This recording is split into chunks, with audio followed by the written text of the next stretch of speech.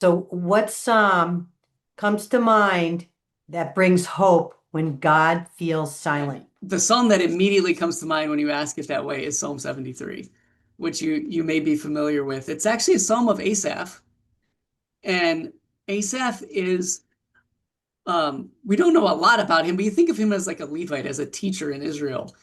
And he starts off in the first half of the psalm where he's like, Lord, I'm looking around, and it seems like all the wicked people are doing really well. Like they're rich, they're confident.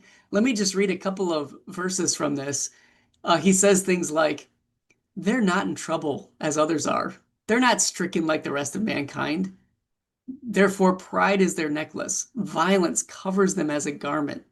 They scoff and speak with malice. They set their mouths against heaven and their tongue struts through the earth. That's such a beautiful image there. Or not beautiful, it's very vivid, right? Their tongue struts through the earth. And they say things like, how can God know? In other words, they scoff at God. God doesn't even know what we're doing. He doesn't really care. God won't hold us accountable. And this is giving Asaph really a hard time. It's leading him to really be disillusioned. Like, God, I thought you were just. I thought you would hold people. Why are these the people prospering? I thought the righteous would prosper.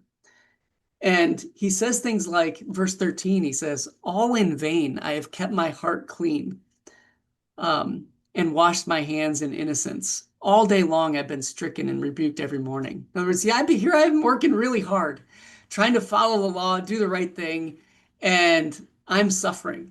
And here are these people that are doing everything the law would say they shouldn't do, and yet they seem to really be doing well. And he got to the point where he really almost lost faith. And then in verse 16, he tells about how his perspective was changed. He says, but when I thought how to understand this, it seemed to me a wearisome task until I went into the sanctuary of God, and then I discerned their end. In other words, God's revelation in the temple reminded him that God is sovereign and that God has a plan that he's working out in the future.